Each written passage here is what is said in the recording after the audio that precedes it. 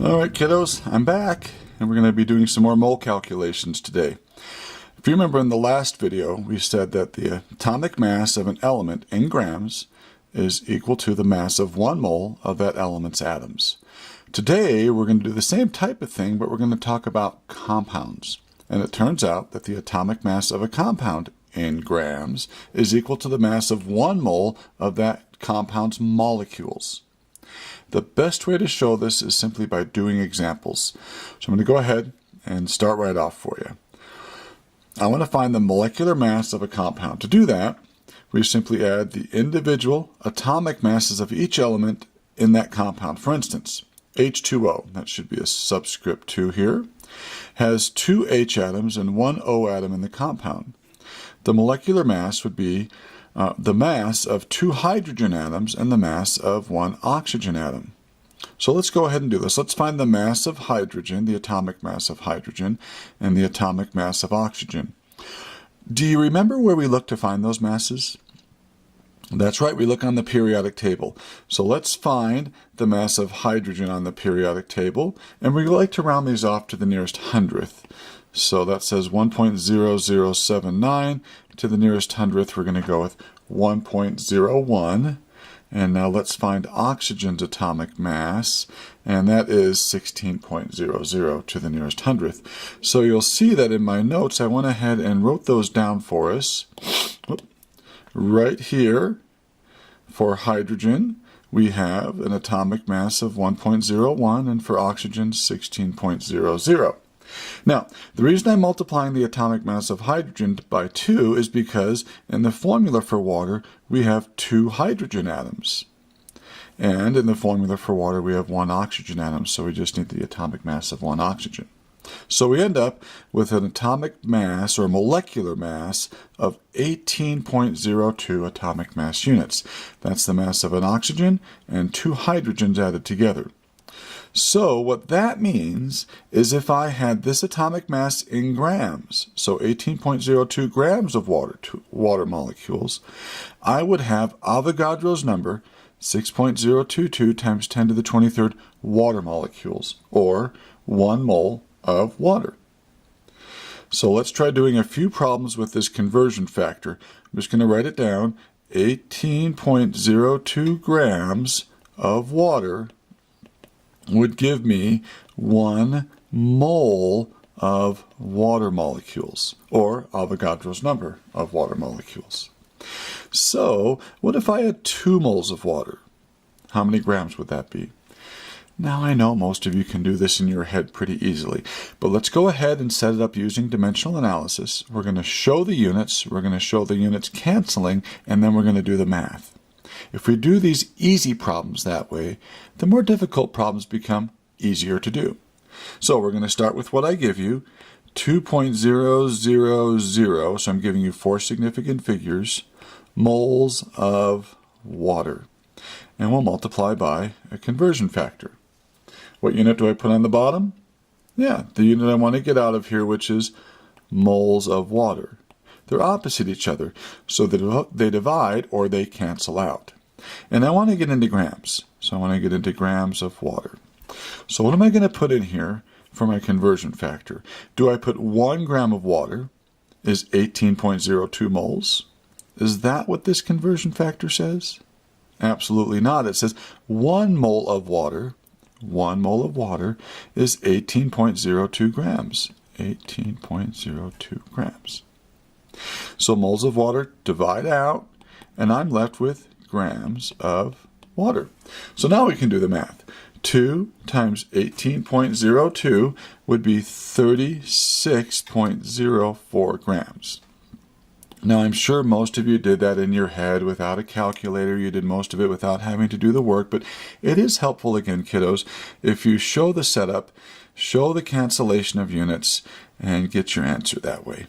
Okay? Because it makes the more difficult problems a lot easier. Okay, let's try another one. This time I'm going to give you 0.75 moles of water. So only 2 significant figures this time, 0.75 moles of water.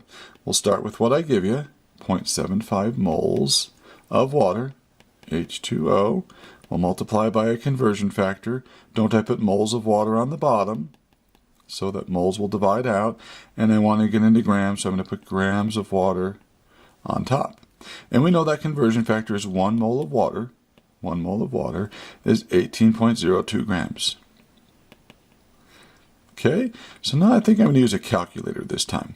Moles divide out, and I will be left with grams of water again.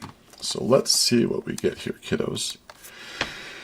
0.75, and I'm multiplying, because it's on top, by 18.02. So let's see. I'm only allowed 2 significant figures this time. See, I only gave you 0.75 moles. So I have to round off on my second digit, 1, 2. So does that stay 13 or does it move up to 14? That's right. Then we'd round that off to 14 grams. And that would have 2 significant figures. Okay? Now let's go the other way around.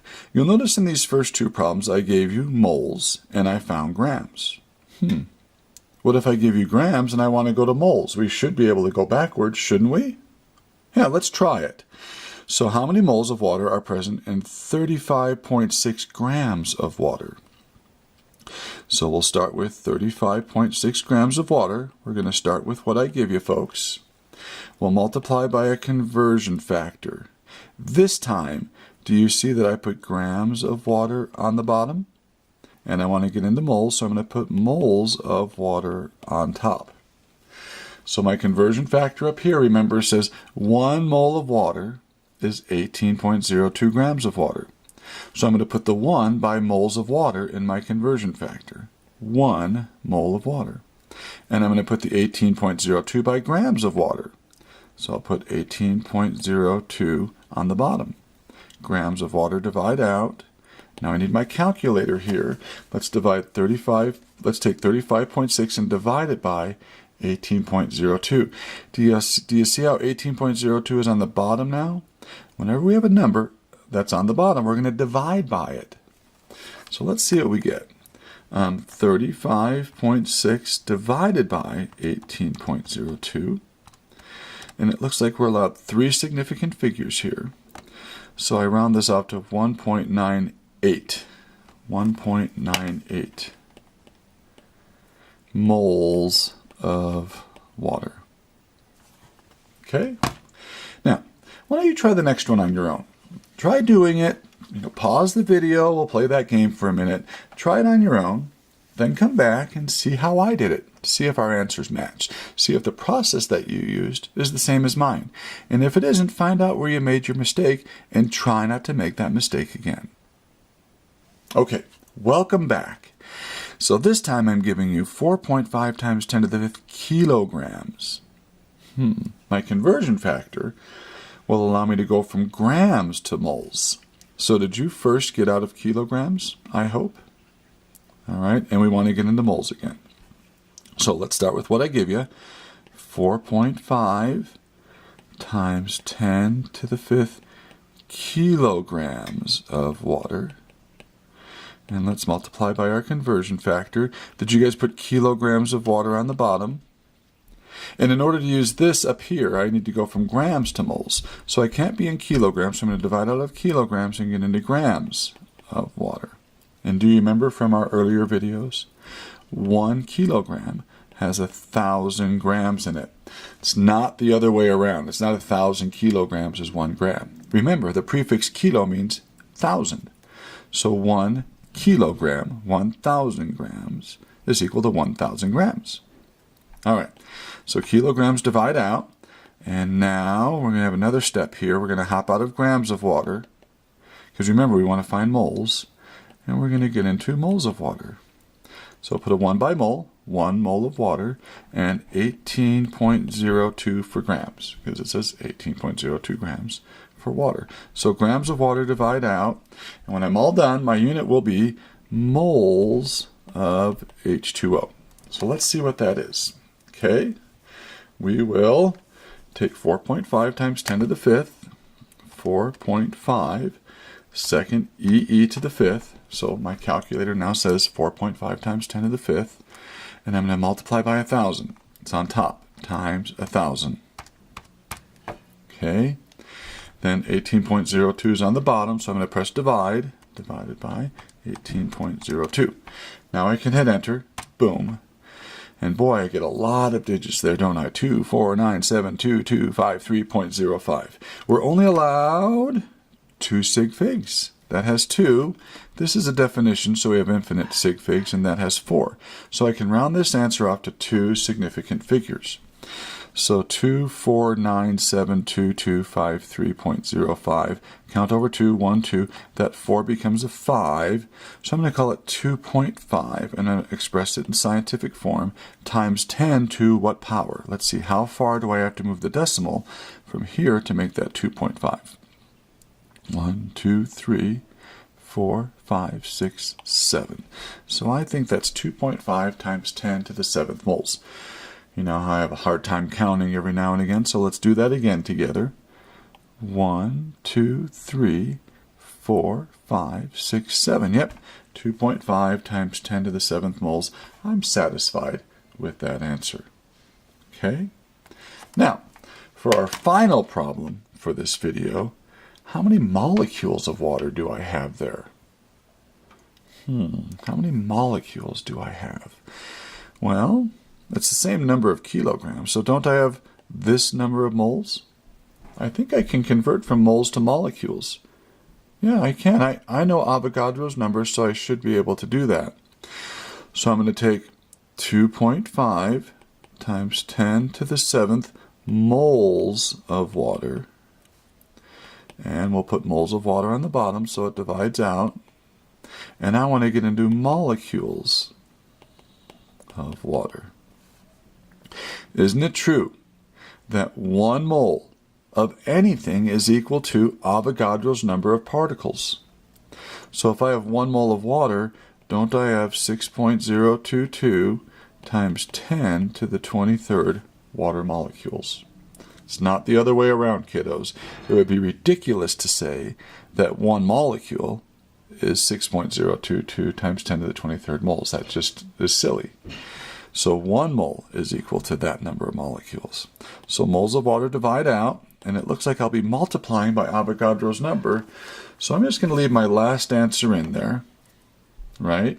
And I'm going to multiply by 6.022 second EE to the 23rd. And that gives me the 2 significant figures, 1.5 times 10 to the 31st molecules of water.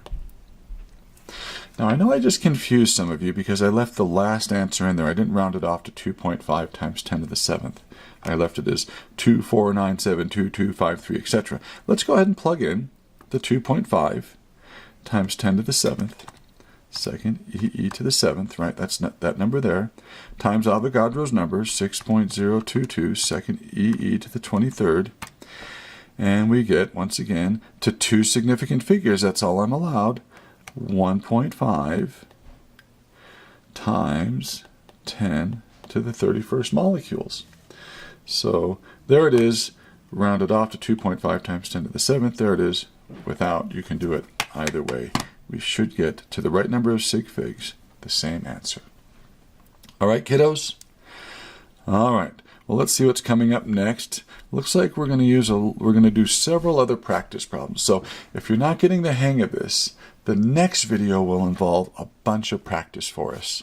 And so it's going to be one of those videos where I'm going to let you guys try it, and then you're going to come back to the video and see if your answer matches mine. And if they don't, then you guys can see where you went wrong. At least that's the way you should be doing it. So, see you in a bit. Bye-bye.